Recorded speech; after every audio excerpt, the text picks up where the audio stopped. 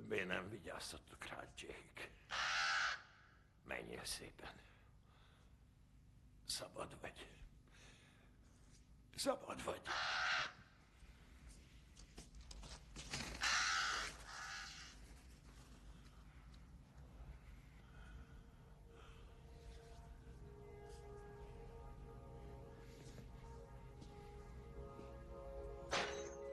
Viszlát.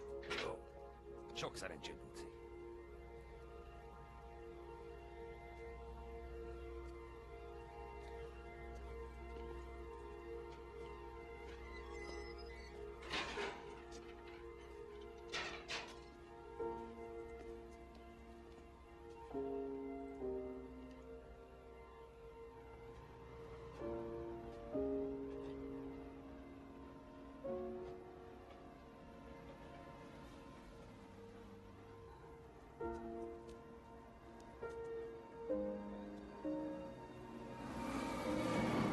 Kedves fiúk, fantasztikus milyen gyorsít minden, idekint.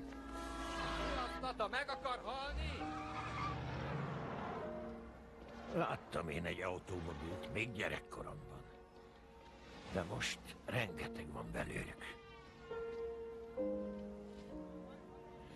Minden borzasztóan sürgős lett a világban.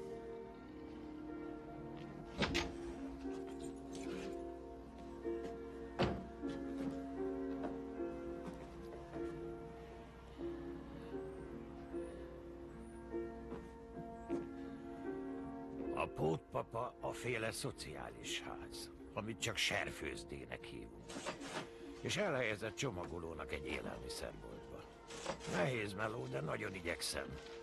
Csak a kezem rakoncát lakodik néha. Szóljon rá, hogy duplán csomagolja. A múltkor nem figyeltem, és majdnem kiszakadt az alja. Csomagolja duplán, ahogy ön kéri, megértette? Igen, uram, értettem. Nem hinném, hogy a boltvezető kedvelne. Munka után néha kimegyek a parkba, és etetem a madarakat.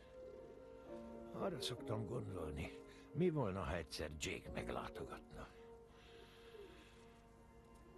De soha nem jön. Akárhol is él, remélem jól van, és akadnak új barátai. Nagyon nyugtalanul alszom. Rossz álmaim vannak, például, hogy zuhanok. Ilyenkor rémülten riadok föl, és percekig nem tudom, hogy hol is vagyok. Lehet, hogy vennem kéne egy pisztolyt, hogy kiraboljam a boltot, akkor talán hazaküldenének. Felőhetném a boltvezetőt is, csak úgy ráadásnak. De alig, hanem öreg vagyok már az ilyen butaságokhoz. Nem érzem itt jól magam. Belefáradtam, hogy mindentől rettegek. Úgy döntöttem, hogy nem maradok.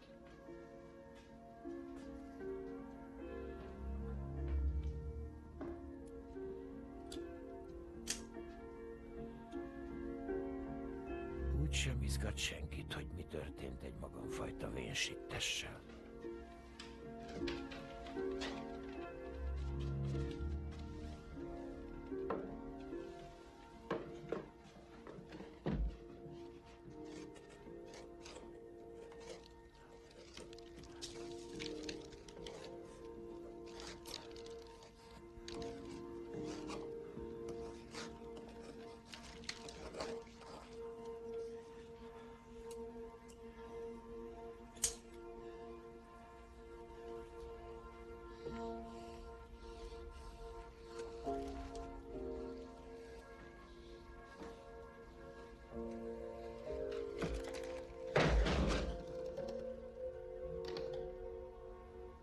Itt járt Brooks.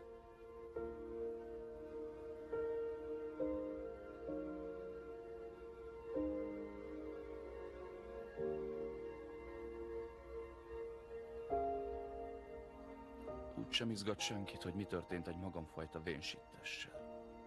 Utóirat, mondd meg Haywoodnak, sajnálom az esetet a késsel. Ne haragudjon rám, Bruce.